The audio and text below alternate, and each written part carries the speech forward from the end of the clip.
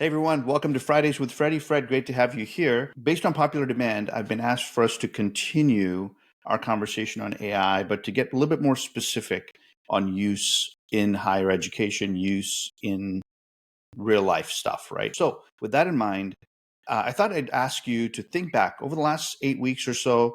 You've been pretty intensively beating on LLMs and playing with Gen AI with student use cases in mind. Maybe talk a little bit about as we're developing product for next year to release.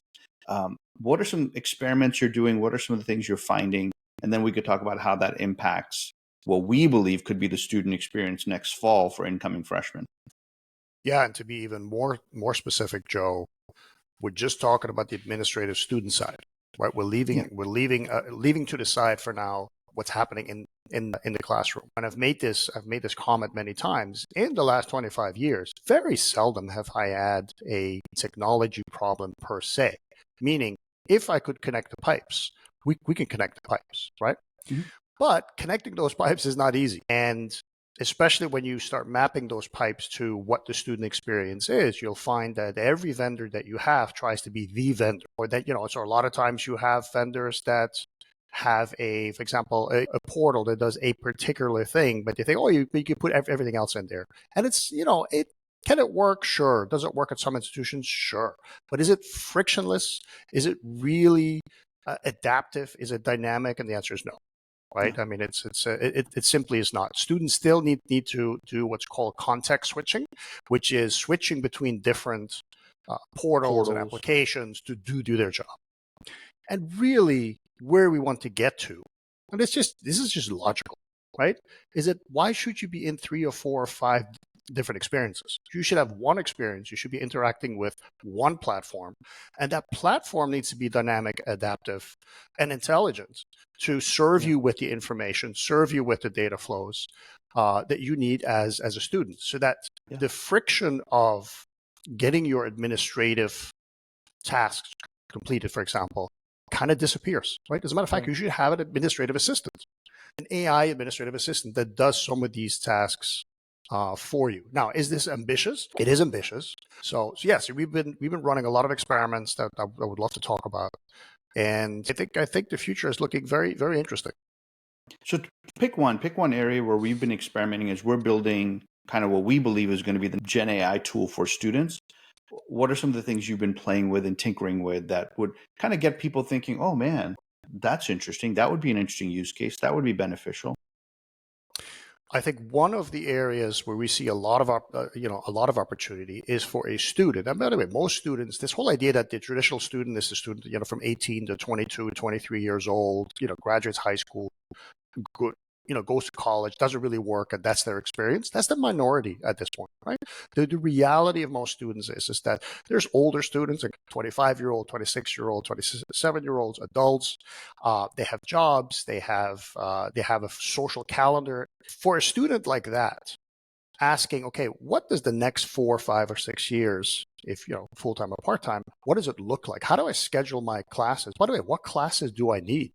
Now, schools have what are called the course catalog and course sequencing guides, which tell you, hey, if you take this class, you need this prerequisite, you need that co-requisite, etc. If you have a certain major, there's certain things you need to do.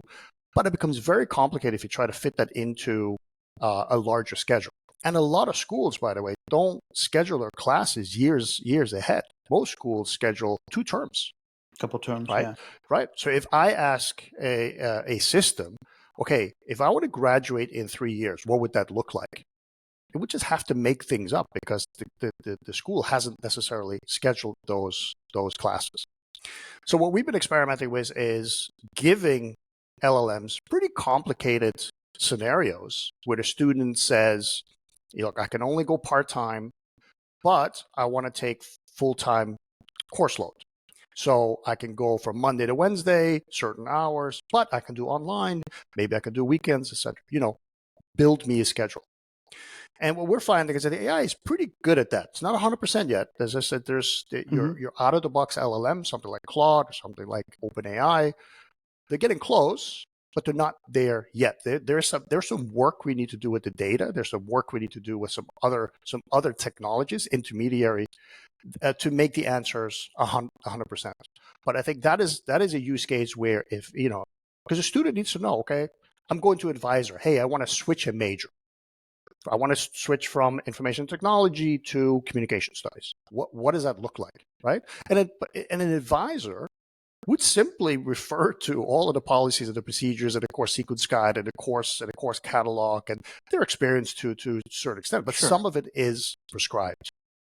AI can do that, right? And I think we're getting close that a student can get a pretty good understanding of what my next 2, 3, or 4 years will look like. Or if on the fly, I have a life event, what would the impact be of that life event, right? So an LLM can definitely help with that. And to your point, not just any LLM, it would have to be an industry-tuned, higher ed specific, and in this case, institution-specific knowledge base that it's pulling from, which is exactly what you guys are working on. All right, so that's one use case, is the student planning, preparing, and anticipating what their scheduling will look like. Normally, that would have taken up tons of advisor time, waiting on hold, talking to the advisor sitting there with pen and paper, or using some outdated software today that's available.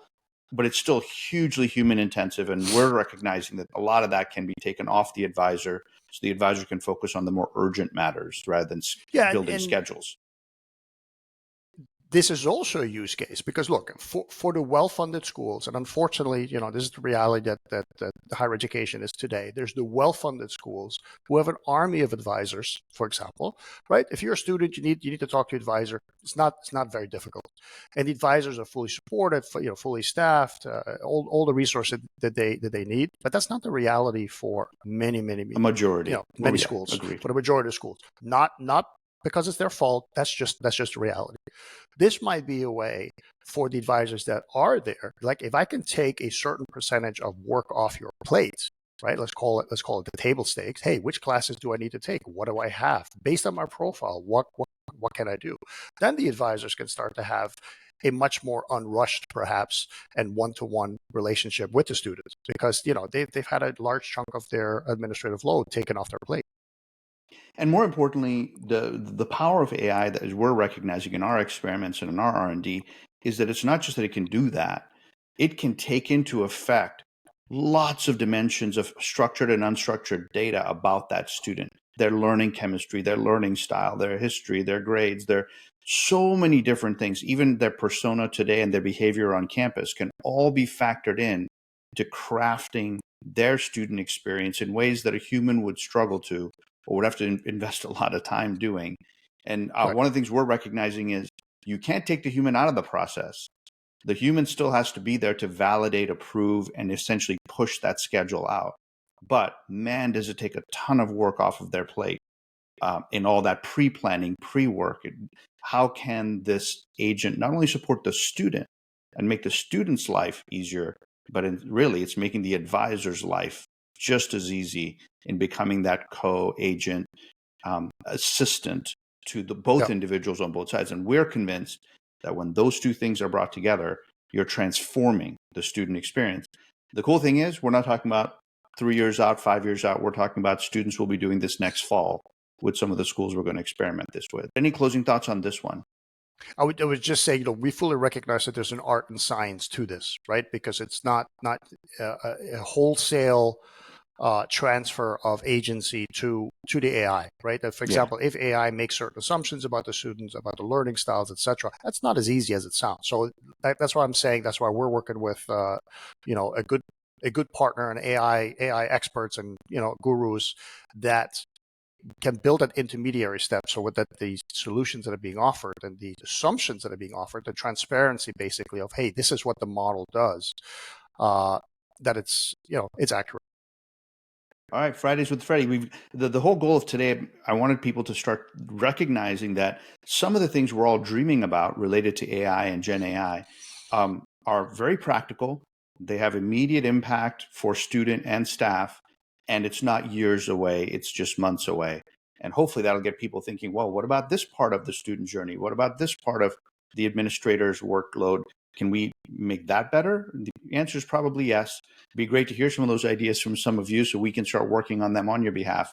But next time, let's talk about the application and onboarding phase and how that can be transformed with AI. Until next time, keep those questions coming, and we'll see you next week. Bye.